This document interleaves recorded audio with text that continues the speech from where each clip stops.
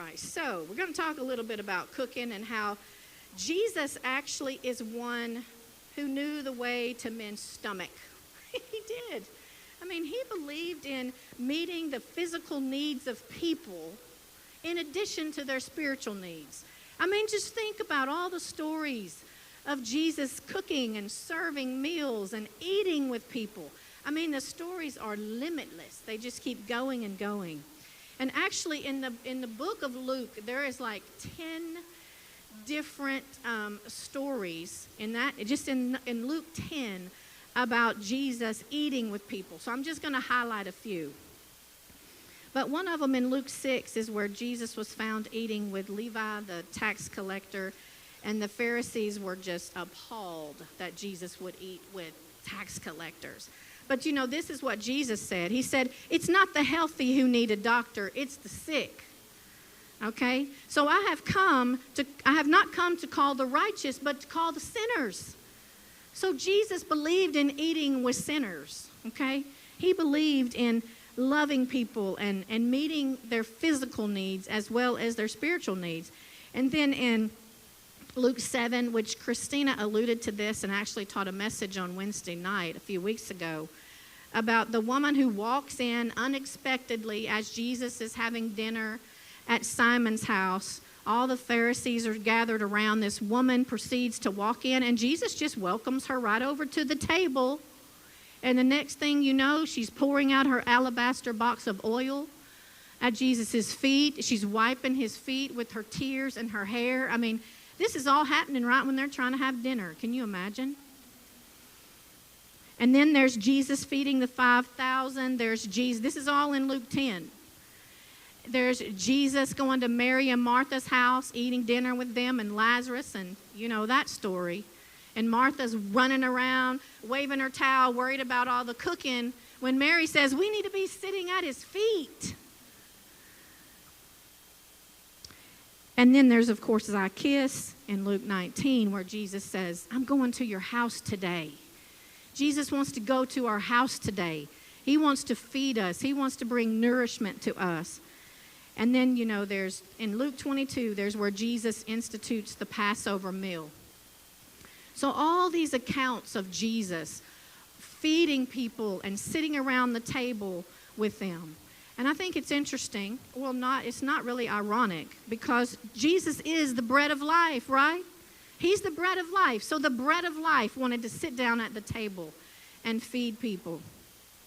But today, I don't really just want to focus on the fact that Jesus was feeding people. I actually want to focus on Elisha and Elijah and how God also used them to feed people. God used them to do miracles pertaining to food. He did miraculous things with these guys. So if you're looking at 2 Kings chapter 4, that's where you're going to find this story about Elisha, who at some point decides he's got to do something about the death in the pot, okay? So I just want to share this story with you. But before I do that, how many of you enjoy cooking? You all enjoy cooking? I do not put my hand up. I don't particularly enjoy cooking. I think the reason is because I grew up with such good cooks. Because I grew up with a grandmother that was a good cook, a mother that was a good cook, and so they fed us all the time. And Robert's mama is a good cook. But I will tell you something about Robert's mom. Wave Robert's mom, my mother-in-law. I will tell you something about her. She's known for mystery meals, mystery food. Meemaw will just put anything in the soup. I mean, she just pours and puts everything in her food, and her son gets it honest. Robert is a good cook, but sometimes he just throws anything in the pot. How many of you do that? Do y'all like to just throw anything? Oh, it said 1 can of beans. Oh, well, let's try some kidney beans and some pinto beans. You know, it only called for black beans, but you decided you'd throw all the beans in the soup. Well, in this story, we're going to read that there's somebody that decided they were going to throw something in the stew, okay? So let's just look right at this scripture, okay? We're going to do a little cooking with Elisha right here in 2 Kings. All right, so Let me take the lid off my pot and get ready for this cooking we got to do here. So Elisha returns to Gilgal, and there was a famine in the land. Man, there was a lot of famine in the land. That's why there was a lot of Elisha and Elijah needed to do a lot of meal prepping and hanging out with people, because there was a famine in the land. Now the sons of the prophets were sitting around with Elisha, and Elisha said, "Hey, put on a large pot and let's cook some stew." How many of you like large pots? I mean, when you're cooking, you want a large pot. I mean, those ones that really love to cook, they're like, the bigger the pot, Miss Pam, the better it is. We're going to feed an army, okay? So here you go. Elisha has got a large pot. He's called his servant in to start cooking up the gumbo or cooking up the stew. But then somebody, one of the servants of the Lord, one of the prophets in training, decided that he was going to go out and help. Yes, he was. He was going to go out and add something to the pot. So he goes out, and it says that he went out and found a wild gourd. He found a wild gourd. Have any of y'all ever seen a wild gourd? So here he goes. This servant of the Lord goes out and finds a wild gourd and just throws it right into the pot. So he's like, "Oh, I'm just going to add my touches to this mixture, to this soup." And he slices it all up and he puts it in the pot without realizing that it was poisonous. Yes, it was poisonous. And then they served it to the men. And as they were eating the stew, one cried out and said, "Elisha, man of God, there's death in the pot. There's death in the pot. What are we going to do?" Well, Elisha did not panic. You know what he did? He said, "Wait up, hold a minute. I got to put a little flour in it. That's what I need to do right here."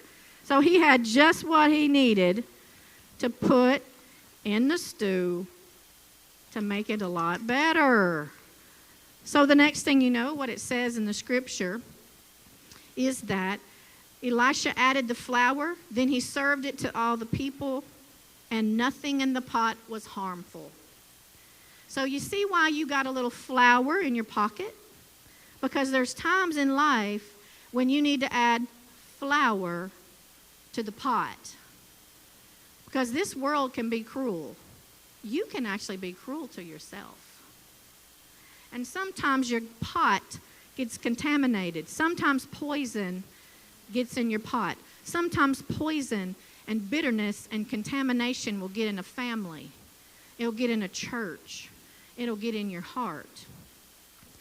And Jesus is asking us to add the flour. God is asking us to be people who will add flour to the pot.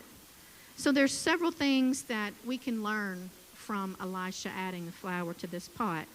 One is that Elisha was trusting. He could have said, "I'm the prophet here. You guys are in training. I'm the cook of this house, of this training camp. So I'm making the stew. I'm putting the lid on it. I don't need your help."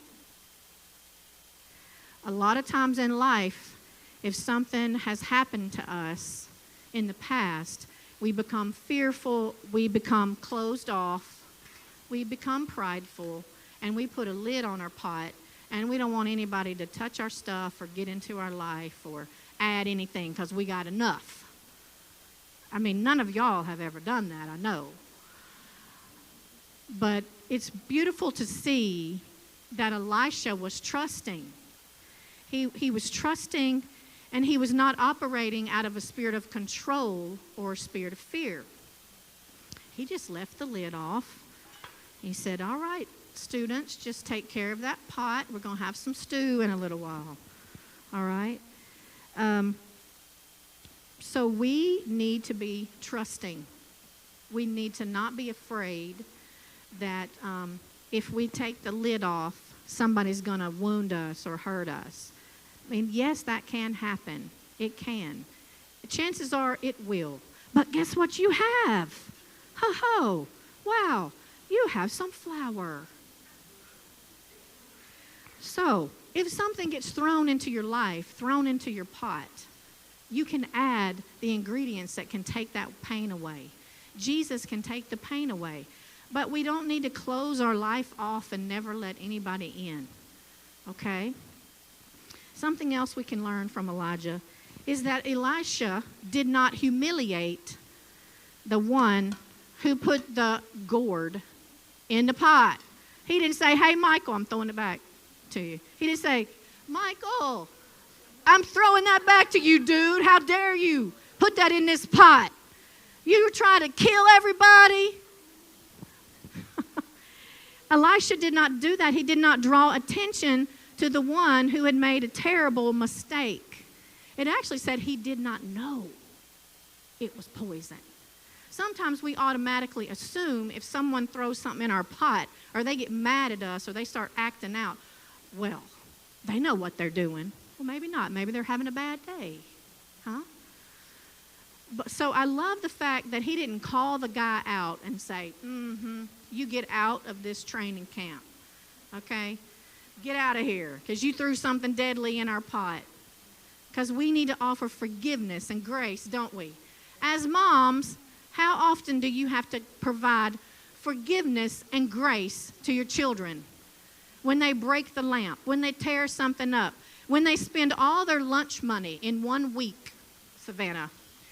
I'm like, $25 in 1 week? What are you doing? Buying every kid a granola bar from the snack thing? Miss Kelly, I should get you to monitor her. She's a kid that thinks money grows on trees. But look, we got to have grace. We got to have grace. And then here's another thing he did not do. Elisha did not just ignore this deadly situation. He could have just said, okay, well, there's death in the pot. It's okay. It'll be all right. You might have, I don't want to say diarrhea. I mean, you might be sick for a little while, but you're not going to die. It might taste bad, but eat it anyway. It's all we got to work with. No, he did not ignore the situation. Let me tell you, mamas, we cannot ignore daddies, church. We should not ignore when there's death that's been added to our pot. Come on. Somebody adds death to our pot. Yeah, you know, don't you, brother? Someone adds death to your pot. Don't ignore that. Go to them in love. Take it out. You don't have to make a scene about it. But I love that he did not ignore the situation. He didn't turn a blind eye. He had compassion. We are to be people of compassion. And you know what else he did not do? He did not freak out. He did not freak out and go, oh my gosh, what am I going to feed them now? They have done ruined the stew. It's time for dinner. What are we going to do about this situation? Oh no, that's not what he did. He said, oh, I got the answer. We're going to add a little flour. There's no reason to freak out.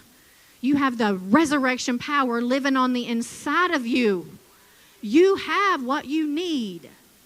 If you will just use it, apply it, add the flour, make sure you've got some in your pocket, and pull it out as needed, moms. Okay? So these are just wonderful things that we can learn from this story.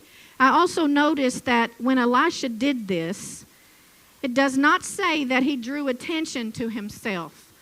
Probably what happened is he just probably went in there, just got the flour, just kind of, okay.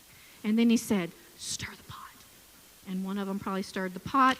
And there you go, the stew is salvaged. What he didn't do is go and get self-rising flour right here and go, I'm Elijah. Yes, I am. And I have a double anointing. Yes, I have been anointed by Elijah. And so I'm just going to let everybody know who I am. And a lot of times when people are cooking, what do? They want everybody to see what they're doing, right? Self-rising. Come on now. We need some humble mamas. We need some humble vessels. We don't want to be ones going around trying to add self-rising flour when it's calling for all purpose. Okay? Get rid of the self-rising flour. If you got that in your pocket, you need to throw it out right now. Because you know what? That is not going to heal your pot. It's not going to do anything but cause more damage. So we got to be humble. We got to stay humble. Because Philippians 2:3 says, do nothing out of selfish ambition or vain. Don't be conceited, but in humility consider others better than yourself. So no self-rising flour in this house. But I have a question for you. Do any of you have a wild gourd floating around in your pot? Do any of you need a bigger pot? I bet everybody in here needs a bigger pot. Does anybody in here need to take the lid off? Put the lid on or take the lid off? I will tell you, there are times you do need to put the lid on. I mean, that's another sermon. But there are times when there are people in your life and you do need to put the lid on and have boundaries. Okay? But, so, do you need to relinquish control? Do you need to trust God? Do you need to trust people? I hope today that you can take something from this story and maybe you can see what you're lacking, what you need to put in your pot, what you need to take out of your pot. Because one thing I know is God is asking us to add flour. And so I want to show you an acronym for flour.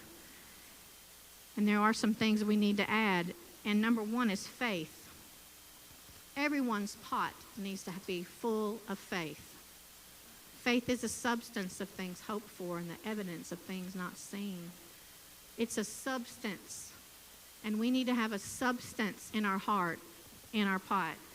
Another thing we need to add to our pot is love.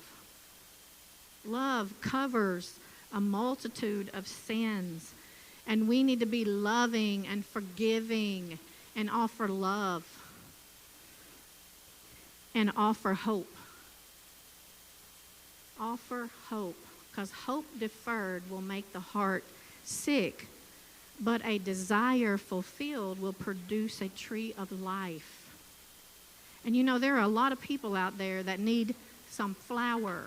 They need some hope. And you have what they need. So we need to offer hope. The other thing we need to offer, or the other thing we need to do is uproot what? Bitterness. If there's a wild gourd in your heart, in your pot, you need to get rid of it.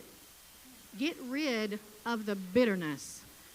Because just like I'm talking about flour power, there's also a thing called sour power. Okay?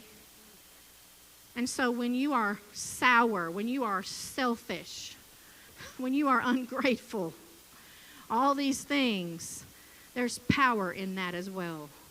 And it'll definitely bring death to your pot and death to everybody else's pot that you touch. So God is wanting to give us flour power. And you know what? I found that a lot of us are doing all these things. We're doing these things, but we may feel like, man, I am doing this constantly. Like I am constantly having to take care of everybody. Oh my gosh, she just keeps making a mess. Golly, that Justin, I don't know what we're going to do, that pastor. What are we going to do? Oh, wait, that's Christina. Oh, there's Kaylin. Oh, and Michael. I mean, come on. We got to put it all, okay. Yeah, there's Dalton in the back.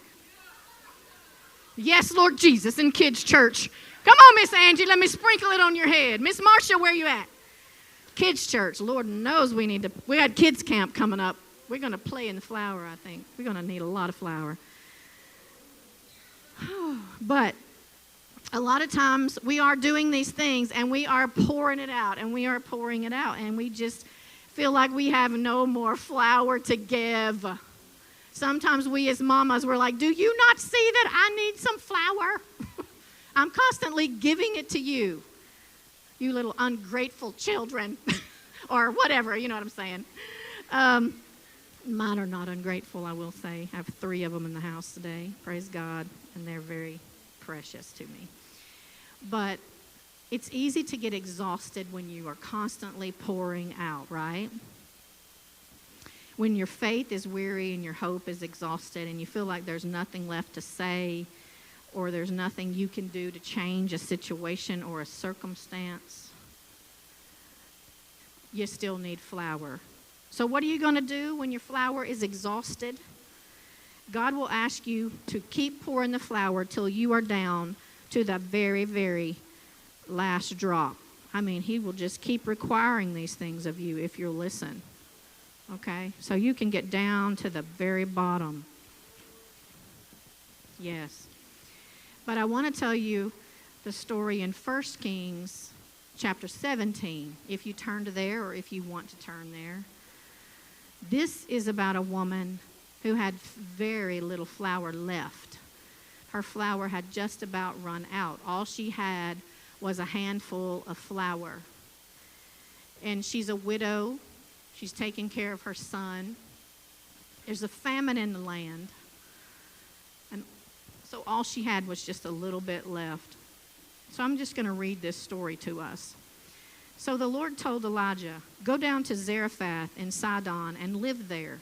I placed a widow in that town to give you food." I've got to stop right there. God told Elijah, "I placed a widow in that town just for you. She's going to give you food." Women of God, moms, dads, especially women though, because this is making reference to the widow woman. God has placed you in that family, in that church. He's placed you there to give food and nourishment to others. And just when you think, I don't have anything else to give, God will ask you, what do you have left? Do you have just a little bit left? And then we're going to see how God multiplies that. So here we go in verse 10. When Elijah came near the town gate of Zarephath, he saw her gathering sticks for a fire. And he said, "Would you please bring me a cup of water?" And she agreed. Then he asked her, "Well, would you bring me a piece of bread?" The widow answered, "I don't have any bread. All I have is a handful of flour and a little olive oil." Like, this is all I have. And then she said, "And I'm on my way home with these few sticks to cook a meal for my son, and then we're going to die because this is all we have." So she had lost all hope. She had lost her faith. She needed some flour. Elijah tells her, "Everything is going to be fine. Just go home and fix something for you and your son. But first, make a small piece of bread and bring it to me. But first, Jesus. Give what you have to Jesus." The Lord God of Israel has promised that your jar of flour won't run out and your bottle of oil will not run dry before the rain comes on your crops. Verse 15. The widow obeyed. She trusted the Lord. She went to the house and did exactly what Elijah told her to do. She and Elijah and her family had enough food for a very long time because God keeps his promises. If you will just give God what you have, he will multiply it back to you. You know, that was one miracle that happened in that woman's house. Her flour and her oil never ran out. But another miracle was that later on her son became deathly ill and he actually died. And she calls on Elijah and says, "I've given you everything." Have we ever said that to God? "But I've given you everything, God. And then this." And in this story, Elijah goes and he lays down on the boy. And he brings that boy back to life because of the power and the resurrection power of God. So Elijah stretched himself out over the boy 3 times, and the boy was brought back to life. God can restore. God can bring the dead things back to life. So if your relationship seems dead, if the marriage seems dead, if the relationship with the son or the daughter seems dead, can God resurrect it? What does he need? He just needs a handful of the flour that you have left. And then if you give it to him, he will resurrect things. He will resurrect things. So don't throw away your confidence. Believe for the impossible. Your handful of flour will be enough if you hand it over to the God of more than enough. Give what you have to the God of more than enough, and he will provide and he will sustain you. God also wants you to stir the pot. Stir up your faith. And we have another gift for you today, and it says, all the women, actually all women, even if you're not a mother, we want to give this to you. It says, stand firm. Let nothing move you. Always give yourself fully to the work of the Lord, because your labor is not in vain. Let me tell you, every time you keep pouring out the flour, it's not in vain. Just when you think it's gone and there is no more left, if you keep pouring it out, God has got something on the back burner just for you. There's more. There's more where that came from. So all you have to do is give him that little handful of faith, that little handful of hope that you have, and he will multiply it. So I'm asking you today, do you have faith? Are you lacking love? Maybe a little? Has your hope been deferred just a little? Have you been waiting on something? Has there been something deadly thrown into your life? Like cancer or a divorce or a wayward child? Yes. Some people are having problems today, and but God is saying, keep pouring out the flour because your labor is not in vain. It's not in vain. Because every time you pour it out, he will fill you up. So God is saying today, more flour to you. Come on, more flour to you. May the flour in your pocket never run out. Like the fire on the altar. Come on, the flour in your pocket. KT told me that phrase when we were talking this week. Yeah, the flour in my pocket. It's not going to run out. I'm not going to panic when a deadly gourd or vine is thrown in my path and makes me trip and fall down. Because I know who holds the power. And I know that he has put power on the inside of me. Thank you, Lord. There's a song that I wanted us to listen to today. It's called He is More Than Able. God is able to resurrect the dead things in your life. God is able to do exceedingly abundantly, far above all that you can ask or think. If you're needing a miracle in your finances, whatever it is that you need from God, he can give it. Anything can happen if we just trust God and believe him, and we are willing to pour out the little bit that we have. Anything can happen. I would like you to go ahead and start that song, if you will. Because he is more than able, and you can turn it down just a little bit there. Is there faith in the room today? There's faith in the room. Does God still do miracles?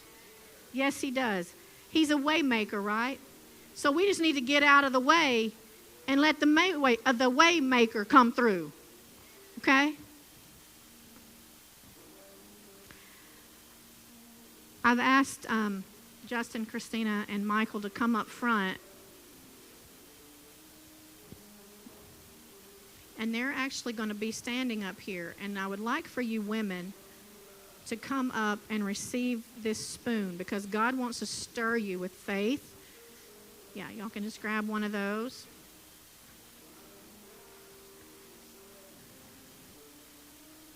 Because I really felt like the Lord wanted to pour out faith in this house. He wanted to increase your faith today.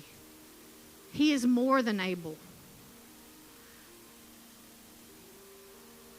If your flour is running out, there's more. There's more. And then we're just going to pray together. So, women of God, come on up and get your stirring stick. He's given you this wooden spoon, and it says, stand firm. Stand firm. Let nothing move you. Always give yourself fully to the work of the Lord. Keep that flour in your pocket. Keep pouring it out. Your labor in the Lord is not in vain. And I'd like you to stay with me up here. Once you get your spoon, stay with me. Come on, women of God. Stay with me.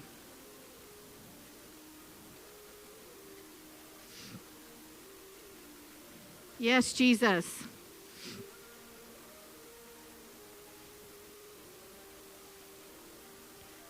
All right, you can turn that up.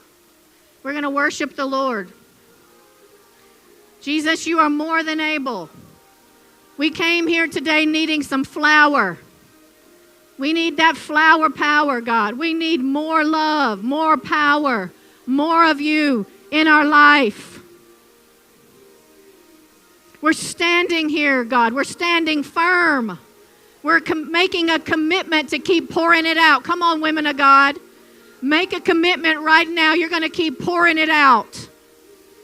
Oh, your flour is not going to run out. There's faith in the room. There's faith in the room. Come on now. It's up to you. Let the waymaker through.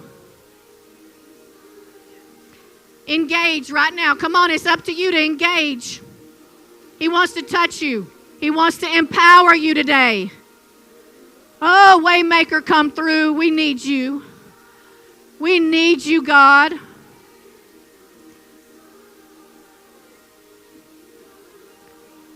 Oh, Jesus. All the faith in this room can move mountains. If we just have a tiny mustard seed of faith. Anybody have a tiny mustard seed of faith?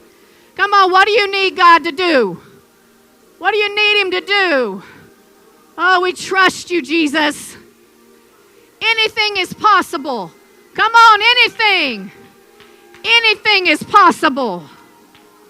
Woo! Anything is possible. I'm just going to release my faith and touch and agree with you right now.